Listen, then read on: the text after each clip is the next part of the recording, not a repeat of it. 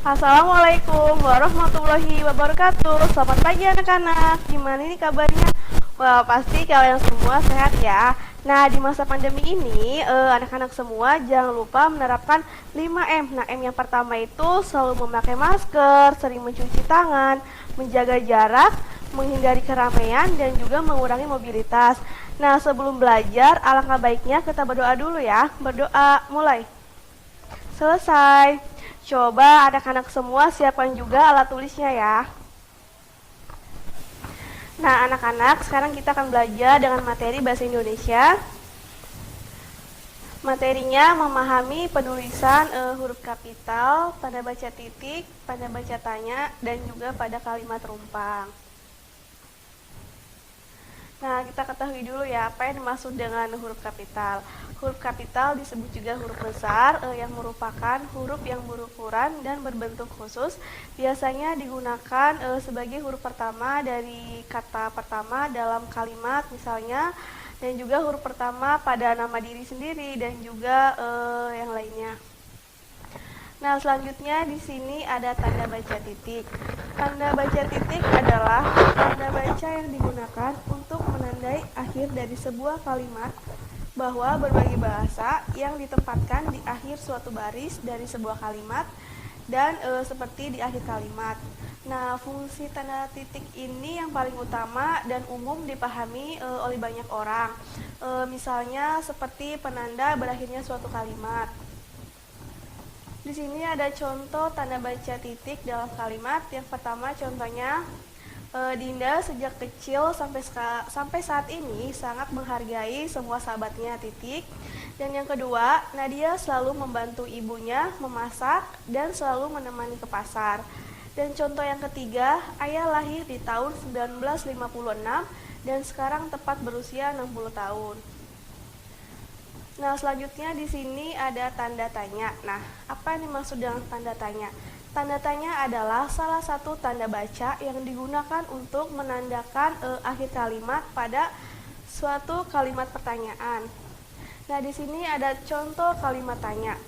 Nah, yang pertama misalnya apa yang sedang kamu lakukan? Yang kedua, bagaimana kabarmu hari ini? Yang ketiga, apa yang sebenarnya terjadi malam itu? Nah, yang keempat, kapan kamu akan mengadakan pesta ulang tahunmu?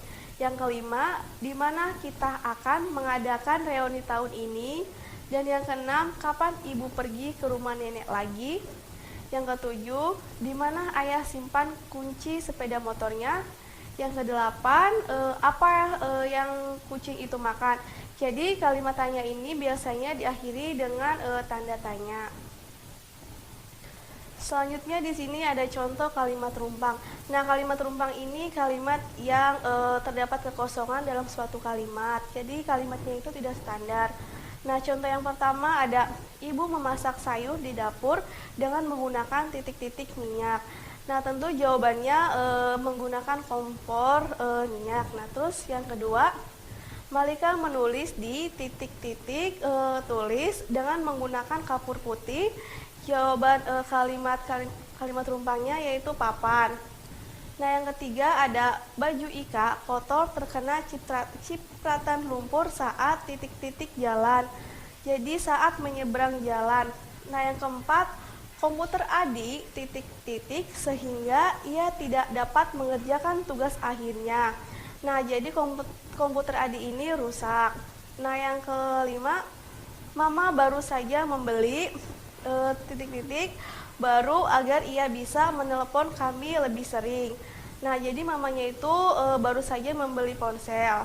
Nah, yang keenam contohnya, pencopetan itu segera titik-titik polisi agar tidak dihakimi massa. Jawabannya itu diamankan polisi. Nah, yang ketujuh, buku yang titik-titik Ani hilang sehingga ia dikenakan denda oleh petugas perpustakaan. Jadi buku yang dipinjamkan Ani itu hilang. Nah, itu untuk jawabannya.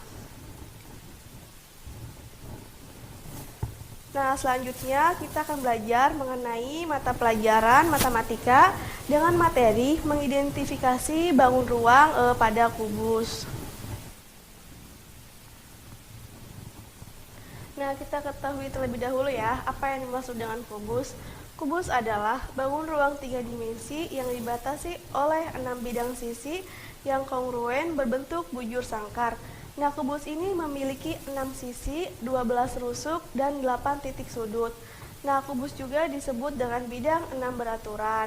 Nah, di sini ada contoh rusuk, bagian titik C dan G dan sisi, dan juga ada titik sudut di C. Selanjutnya di sini ada sifat-sifat kubus. Nah, yang pertama ini memiliki 6 sisi yang kongruen, yang kedua memiliki 12 rusuk, yang ketiga memiliki 8 titik sudut, yang keempat semua sisi kubus berbentuk persegi, yang kelima semua rusuk kubus berukuran sama panjang, dan setiap diagonal bidang pada kubus ini memiliki ukuran yang sama panjang, dan setiap diagonal ruang pada kubus ini memiliki ukuran yang sama panjang, dan setiap bidang diagonal pada kubus memiliki bentuk persegi panjang. Selanjutnya di sini ada unsur-unsur kubus. Nah, yang pertama ada sisi atau bidang kubus.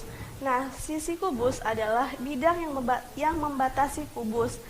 Terlihat bahwa kubus memiliki 6 buah sisi yang semuanya berbentuk persegi, yaitu sisi bawah ABCD, sisi atas EFGH, sisi depan ABFE, dan sisi belakang CDHG, dan juga sisi samping kiri BCGF, dan sisi samping kanan ADAH.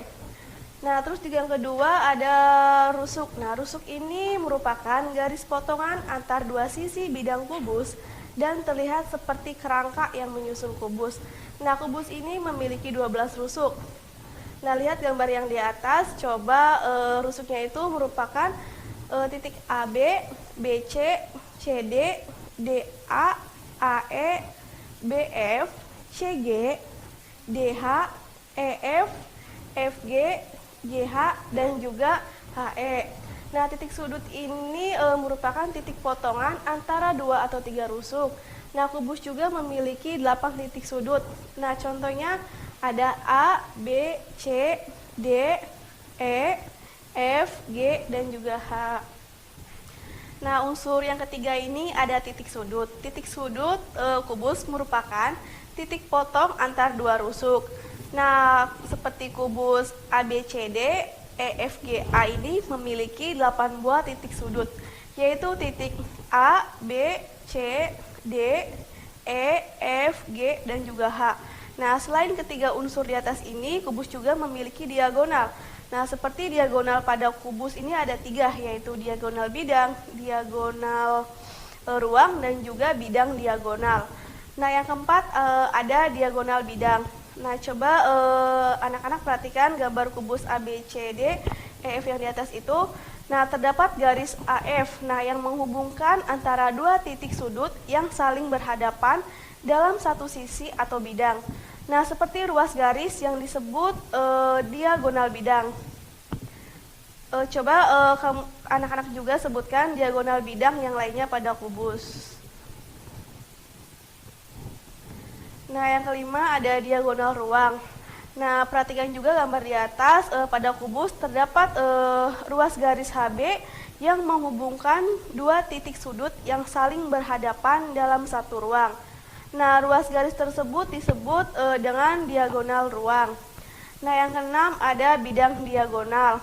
Nah, pada gambar kubus ABCD tersebut secara seksama terlihat 2 buah diagonal bidang pada kubus yang dari titik AC dan juga EG. Nah, ternyata diagonal bidang AC dan EG ini berserta 2 rusuk kubus yang sejajar, yaitu AE dan juga CG, membentuk suatu bidang di dalam ruang kubus, seperti bidang ACGH pada kubus ABCD dan juga bidang ACGE yang disebut juga sebagai bidang diagonal.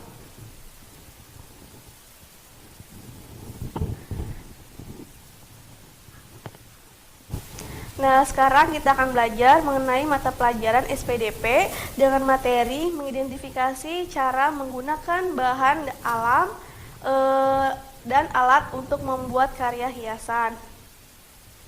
Nah, contohnya di sini ada kerajinan dari tanah liat. Nah, alat dan bahannya ini ada tanah liat yang paling utama, yang kedua ada kuas, alat ukir, meja putar, dan air minyak. Nah, selanjutnya ada kerajinan dari daun pandan. Nah, alat dan bahannya ini yang pertama ada alat seperti pisau atau parang, penjepit dari bambu, yang ketiga nilon atau benang pancing, yang keempat alatnya gunting atau cutter. Nah, bahannya itu memerlukan bahan utamanya daun pandan duri atau daun kajang dan juga pewarna jika diperlukan. Selanjutnya ada kerajinan dari serabut kelapa. Nah, alat dan bahannya itu yang pertama ada lem kayu, amplas halus, kuas kecil, dan juga mineral oil dan batok kelapa tua, serta gergaji besi, cutter, dan juga spidol. Ini contoh gambarnya di samping ya. Mungkin itu saja yang dapat Ibu sampaikan. Kurang lebihnya mohon maaf. Wabillahi taufik wal hidayah. Wassalamualaikum warahmatullahi wabarakatuh.